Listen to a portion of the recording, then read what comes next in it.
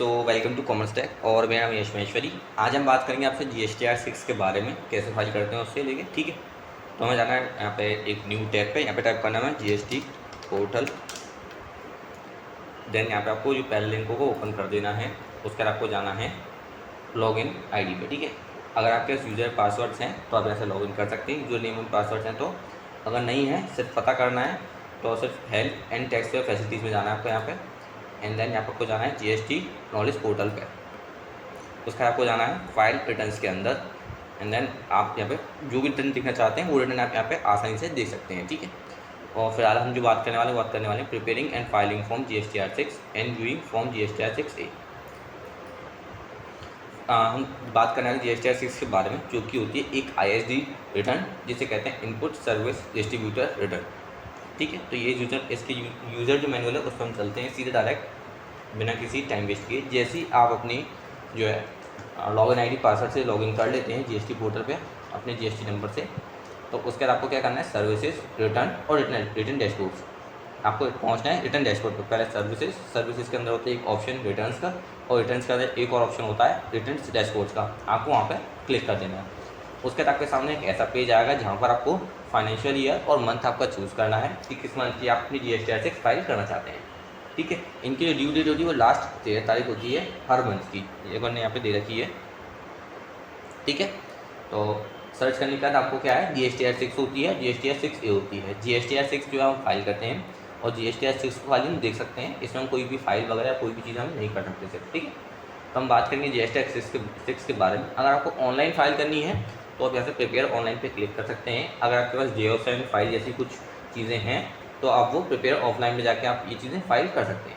But हम क्या करेंगे, प्रिपेयर ऑनलाइन के बारे में बात करेंगे कि आखिर अंदर ऑनलाइन में कौन कौन से फंक्शंस या कौन कौन से ऑप्शंस होते हैं। तो हमें जाना है प्रिपेयर ऑनलाइन पे क्लिक करते हुए अंदर। यहाँ पे आपको मिल जाएगा आपका GST नंबर, ठीक है, legal name, trade name, financial year, month, status और ड्यू डेट।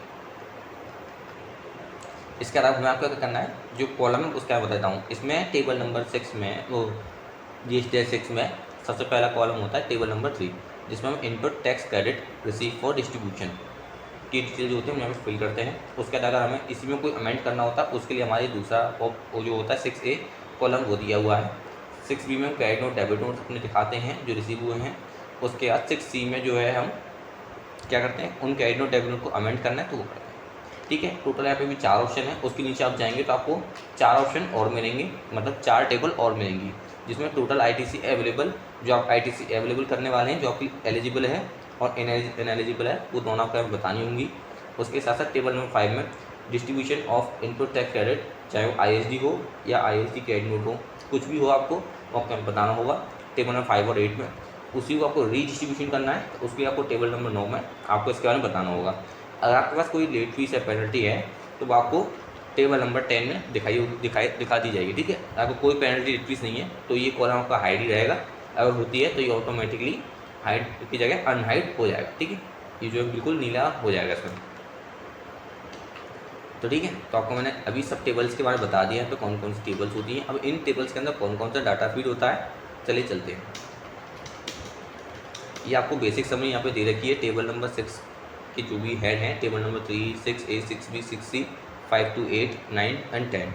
ठीक है, इसके अंदर टेबल नंबर 4 होती है क्योंकि अभी इसमें मेंशन नहीं की गई है।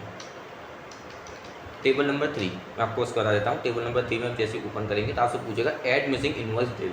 आपको क्या है, इस पर क्लिक कर देना है ऐड मिसिंग इनवॉइस डिटेल पे, और आपको यहाँ पे जो है सप्लाई का GST नंबर, उसका invoice number, invoice date and then invoice value जो आपने रेज करी है। ठीक है, उसके बाद आपको क्या करना है, यहाँ पे जो है टैक्सुअल अमाउंट डाल के टैक्स फीड कर देना है इसके अंदर। ठीक है, टैक्सुअल अमाउंट डाल के यहाँ पे टैक्स जो है फीड कर देना है आसानी से। एंड देन आपको क्या करना है, टैक्सुअल अमाउंट यहाँ पे लिख देना है। आप देख सकते हैं जो टैक्स चार्ट है उसमें आपको अपना जो टैक्सुअल अमाउंट है वो फीड करना है। ठीक है, और उसके बाद क्या होता है, आपको जो भी है सप्लाई GST नंबर या फिर नंबर ऑफ इनवॉइस जो आपको बाहर देखने को मिल जाएंगी। अगर मान लो आपका कोई भी चीज़ गलत पड़ गई है अभी करेंट टाइम में, तो आप क्या कर सकते हैं, यहाँ पे GST नंबर पर क्लिक करके वापस यहाँ पे आप या तो इसे करेक्ट कर सकते हैं या फिर आप इसे डिलीट कर सकते हैं। ठीक है, 2 ऑप्शन दिए होते हैं साइड में, ऑटो करेक्ट या फिर डिलीट का। यहाँ पर आप चेक कर लीजिए, अगर आपकी डिटेल आपके अनुसार है, आपके डाटा से मिलता हुआ है पूरा, तो कोई बात नहीं है, आप बैक करके बाहर आ जाएंगे। अगर नहीं है तो आप इसे यहाँ पे चेंज या डिलीट भी कर सकते हैं। ठीक है, मान लो अभी इन्होंने क्या है, एक बिल और ऐसे चढ़ाया है इसमें। ठीक है, मैं तो आपको एक बिल बता दिया, उसी से आपको समझ में आ गया होगा। एंड देन टोटल आपको जो बिल है और सप्लायर सब GST नंबर है और उनके जो भी नंबर ऑफ रिकॉर्ड्स है वो यहाँ पे शो हो जाएंगे। एंड देन यही दोनों चीज़ें आपको बाहर आपके टेबल नंबर 3 में बाहर दिखाई देंगी काउंट ऑफ रिकॉर्ड्स के नाम से। बात आता है आपकी जो नेक्स्ट टेबल है उसके बारे में, टेबल नंबर 6A। ठीक है, जब से हम टेबल नंबर 6A को ओपन करेंगे उसके अंदर आपसे पूछेगा फाइनेंशियल ईयर, GST नंबर और ओरिजिनल इनवॉइस डेट। ठीक है, और वह ओरिजिनल इनवॉइस नंबर, डेट नहीं, ओरिजिनल इनवॉइस नंबर।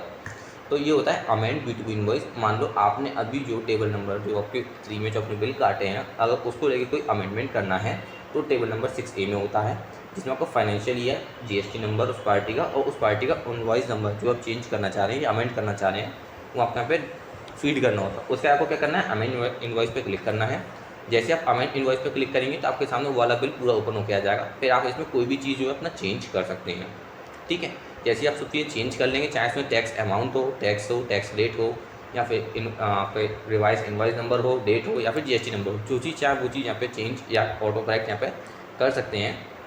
ठीक है, अमेंड कर सकते हैं। अमेंड करने के बाद आपके सामने सेम वही यूज़र फेस आएगा जैसे अभी पहले वाले टेबल 3 में आया था। यहाँ से आप इसे ऑटो करेक्ट या डिलीट कर सकते हैं, नहीं तो आप वापस बैक होकर बाहर आ जाएंगे। जब आप बाहर होकर आ जाएंगे वापस तो आपको यहाँ पे देखिए टोटल काउंट ऑफ रिकॉर्ड्स यहाँ पे आपको बाहर आपके टेबल में देखने को मिल जाएगा। नेक्स्ट आता है credit note and debit notes के बारे में। जैसे आप इसके अंदर जाएंगे तो आपको add credit and debit notes enter करने हैं। कुछ यहाँ पे बातें दी हुई हैं यहाँ पे, जैसे कि POS फाइल वो अवेलेबल नहीं है, प्री चेक बॉक्स अवेलेबल है। ठीक है, ईच इनवॉइस पे ईच ही क्रेडिट नोट कटेगा, मतलब एक पे एक ही कटेगा। तो इस तरह की कुछ बातें दी हुई हैं, आप इसे पढ़ लें। ठीक है, फाइल करने से पहले आप इसका स्क्रीनशॉट भी ले सकते हैं। ठीक है, आपको टाइप में जो है हमेशा क्रेडिट या डेबिट, इनमें से आपको कोई एक चूज़ करना पड़ेगा, कंपलसरी है ये चीज़ बात। ठीक है, जैसे आप यहाँ पे क्लिक करते हैं अंदर की ओर तो आपके सामने आपसे पूछेगा सप्लाई का GST number, type of credit note कि क्रेडिट है या डेबिट नोट है जो आपने इशू कराया वो, या इशू कराया आपकी पार्टी ने आपको वो, उसका नोट वैल्यू, टोटल वैल्यू क्या है वो, क्रेडिट नोट या डेबिट नोट नंबर, उसके बाद उसकी डेट, एंड देन आपको उसके जो है टैक्सेबल वैल्यू जो है क्रेडिट नोट डेबिट नोट की वो आपको डालनी है, फीड करनी है अपने टैक्स रेट के हिसाब से उसी कॉलम में। देन जो है टैक्स ऑटोमेटिकली आ जाएगा। अगर सेस वगैरह है तो आपको ऑटोमेटिकली मैन्युअली फीड करना होगा, ऑटोमेटिक फीड नहीं होगा। ठीक है, मैन्युअली फीड करना पड़ेगा। जैसे आप अपने credit note debit note feed कर देते हैं तो आपके सामने इस तरह से supplier GST number and number of record लिखा हुआ आएगा। अगर आपको कोई चीज़ चेंज करनी है तो आप सप्लायर GST नंबर पर क्लिक करके उसे चेंज कर सकते हैं या फिर एडिट कर सकते हैं या फिर डिलीट भी कर सकते हैं। अगर आपका सब कुछ डाटा सही है रीचेक होने के बाद तो आप वापस बैक होकर बाहर आ जाएंगे। ठीक है, ये कंडीशन दे रखी है जब आपका मान लो डाटा सही नहीं है, आप कुछ चेंज करना चाह रहे हैं तब। मान लो मेरा डाटा सही है तो मैं क्यों चेंज करूँ किसी चीज़ को। ठीक है, इन्होंने क्या है, दो चीज़ ऐड करी है, क्रेडिट नोट और डेबिट नोट दोनों ऐड करके बता दिए। ऊपर वाला जो ऐड किया इन्होंने इस समय debit note credit note add किया है। ठीक है, तो यहाँ पे दोनों ऐड हो गए हैं। आपके सामने जो है बाहर ऑटोमेटिकली 6B में जो समरी आएगी वो दो इनको लेके आएगी, दो क्रेडिट नोट डेबिट नोट को लेके। अगर आपके इसके अंदर 4 इनपुट करते हैं तो 4 को लेके बताएगा ये। ठीक है, अगर मान लो ऐसे कुछ अमेंड करना है आपको तो वो कॉलम नंबर है 6C। अगर आपको कोई भी चीज़ अमेंडमेंट करनी है क्रेडिट नोट या डेबिट नोट में तो आपको करना है कॉलम नंबर 6C में। ठीक है, फाइनेंशियल 19-20 चूज़ कर लेनी है। आपकी जो भी ईयर हो वो उस ईयर को वो GST नंबर, जिस GST नंबर का आपने बिल काटा है, मतलब क्रेडिट नोट डेबिट नोट जो रेज किया है वो, ओरिजिनल नोट नंबर, एंड उसके बाद अमेंड डॉक्यूमेंट पर क्लिक कर देना है। उसके बाद आपके सामने वो क्रेडिट नोट या डेबिट नोट ओपन हो जाएगा। एंड देन आप यहाँ पे उस चीज़ को भी यहाँ पे सही करेक्ट कर सकते हैं, अमेंड कर सकते हैं। ठीक है, फिर वो चाहे कोई भी चीज़ हो, टैक्सेबल अमाउंट हो, टैक्स रेट हो, डेट हो, या फिर पार्टी का GST नंबर ही क्यों ना हो। ठीक है, वो सब चीज़ यहाँ पे आप चेंज कर सकते हैं। एंड जैसे आप चेंज कर लेंगे आपको बाहर देखने को मिल जाएगा। ठीक है, यहाँ पे लिखा हुआ है प्रोसीड डॉक्यूमेंट कि आपने कौन सा डॉक्यूमेंट कितने नंबर का सही किया है इसके अंदर, और जो आपके बाहर अमेंडमेंट क्रेडिट नोट रिकॉर्ड में आपको दिखाई भी देगा। नेक्स्ट आता है column number 5 to 8 input tax credit. मान लीजिए आपके पास कोई ITC भी होगी जब आप रिटर्न भर रहे हैं तो उस केस में तो ITC जो है आपकी यहाँ पे क्लेम की जाती है। ठीक है, आपको जाना है ऐड डॉक्यूमेंट पे क्लिक करना है। ऐड डॉक्यूमेंट पे क्लिक करते ही आपके सामने आपसे पूछेगा एलिजिबल ITC कि आप जो ITC बता रहे हैं इसमें वो एलिजिबल है या नॉन एलिजिबल है। तो आप बताएंगे हमारी जो एलिजिबल ITC है वो यूनिट टाइप रजिस्टर्ड है या नॉन रजिस्टर्ड है वो, उसके साथ साथ किस पर्सन से आपने ITC ली है या आपको जो ITC मिल रही है उसका GST नंबर, उसका type in ISD invoice type जो भी वो उसका नंबर, एंड उसकी ISD इनवॉइस डेट। उसके बाद आपको जो ITC मिल रही है वो IGST है, CGST है, SGST है, वैसे तो ये ऑटोमेटिकली ले लेगा, अगर नहीं लेता तो आपको यहाँ पे फीड करना है, और उसके साथ साथ सेस भी यहाँ पे मैन्युअली आपको फीड कर देना है। ठीक है, ऑटोमेटिक एक ही चीज़ आपको जो है मैन्युअली फीड कर देनी है।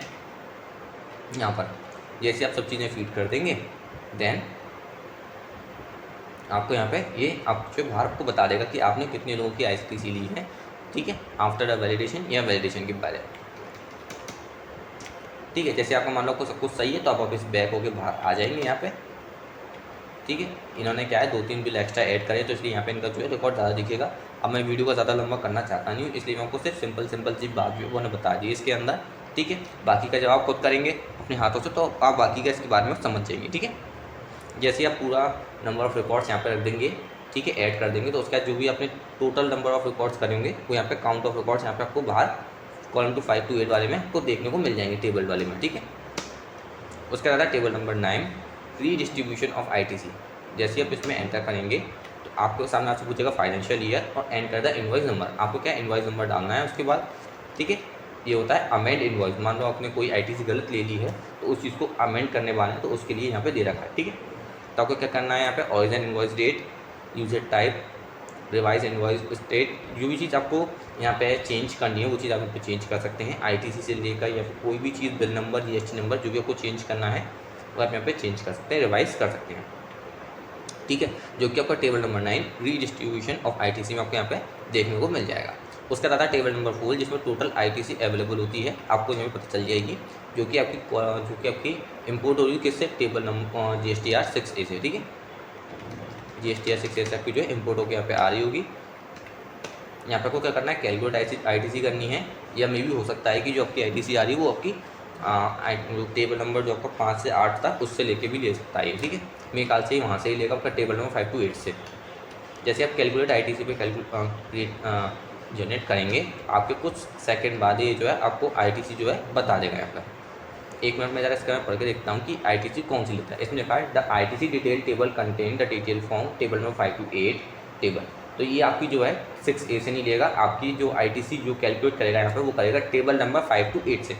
टेबल नंबर 5 to 8 में आपने जो भी ITC ली है वो ITC आपको यहाँ पे ये शो कराएगा। ठीक है, कैलकुलेट करने पर टेबल नंबर 4 में। ठीक है, तो आप देख सकते हैं इन्होंने 5,16,000 की जो IGST ली थी वो यहाँ पे कुछ शो करा रहा है टोटल इसमें।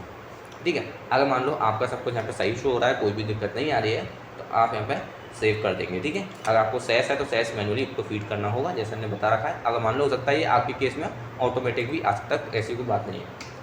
ठीक है, आपको सेव करके बाहर आ जाना है। अगर आपका सब कुछ सही है, इसमें आपके हिसाब से डाटा बिल्कुल सही जा रहा है तो ठीक है, और उसकी टोटल ITC जो है वो आपको बाहर देखने को मिल जाएगी। ITC अवेलेबल और एलिजिबल ITC कितनी है और इन एलिजिबल ITC कितनी है वो सब आपको यहाँ पे बाहर देखने को मिल जाएगी। ठीक है, समरी में।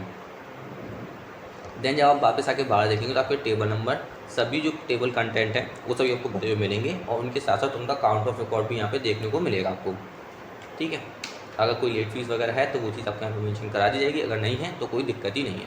तो टेबल नंबर 4 आप देख सकते हैं यहाँ पे आ रहा है, table number 4 total ITC available वाला। ठीक है, यहाँ पे जो कि टेबल नंबर 5 to 8 से लिया गया उठा के। ठीक है, मैंने ये चीज़ आपको क्लियर करवा दी। उसके बाद आपको क्या करना है, प्रोसीड टू फाइल पर क्लिक करना है। हो सकता है यहाँ पर जनरेट समरी का बटन भी हो, तो मैं कुछ कह नहीं सकता हूँ क्योंकि ये इनका जो है मॉडल थोड़ा सा 19-20 का दिया हुआ है। ठीक है, तो हो सकता है करंट टाइम में थोड़ा सा चेंज हो गया हो। तो यहाँ पर प्रोसीड टू फाइल पर आपको क्लिक करना है इनके हिसाब से यहाँ पर, एंड देन आपको यहाँ पे जो कुछ समय का वेट लेगा, आपको रिफ्रेश करके यहाँ पे रेडी टू फाइल लिखा हुआ आ जाएगा।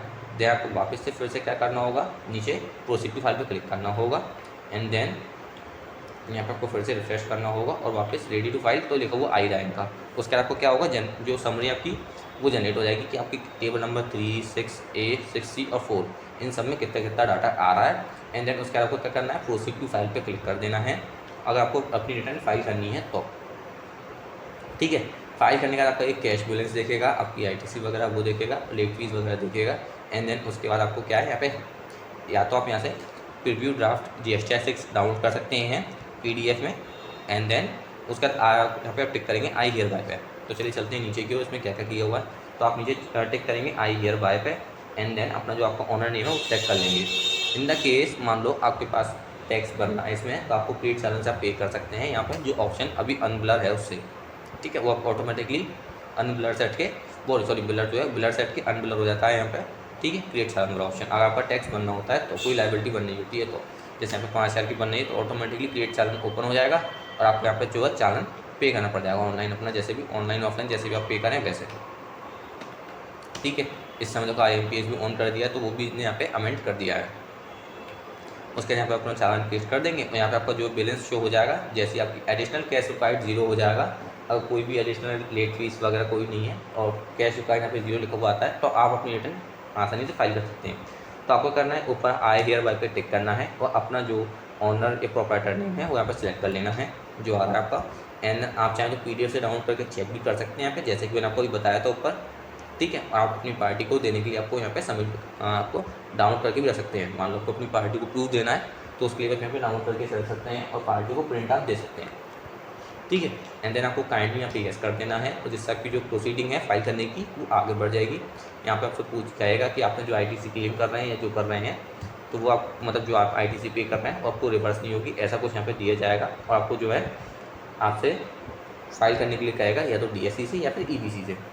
ठीक है, तो आप किसी से भी फाइल कर सकते हैं, आपके पास जो है EBC या DSC, बट ज़्यादातर लोग जो है EBC से फाइल करते हैं। अगर EBC से फाइल करोगे तो OTP जाएगा और DSC एक पेन ड्राइव की तरह होती है जिससे ये रिटर्न फाइल होती है। ठीक है, आप फाइल कर दोगे जब EBC या DSC से, तो उसके बाद आपको जो है आपका स्टेटस यहाँ पे फाइल लिखा हुआ आएगा, तो आप समझ सकते हैं कि आपकी जो रिटर्न है वो फाइल हो गई है। और आप चाहें तो नीचे एक ड्राफ्ट का लिखा हुआ आ रहा है, डाउनलोड फाइल GSTR6, आप इसे डाउनलोड कर सकते हैं। ठीक है, जिससे आप अपनी पार्टी को दे सकें, उन्हें आप बता सकें कि आपने जो है उनकी रिटर्न फाइल कर दी। ठीक है, और पार्टी भी चाहे तो, जो बिजनेस पर्सन है वो चाहे तो इस चीज़ को अपने जो आपका टैक्स आपके जो एडवोकेट या CA जो भी है, अकाउंटेंट जो भी है, तो आप उससे ये चीज़ ले सकते हैं, डाउनलोड फाइल GSTR6। ठीक है, तो मेरी वीडियो जो है यहीं पे फिनिश होती है एंड आशा करता हूँ आपको मेरी वीडियो पसंद आई हो। अगर कोई भी डाउट रहा हो तो आप हमें कमेंट कर सकते हैं ताकि नेक्स्ट वीडियो में हम उसे क्लियर एंड फिगर आउट कर सकें। एंड तब तक के लिए मिलेंगे नेक्स्ट वीडियो में। And thank you very much for watching my video and we will meet with our new team.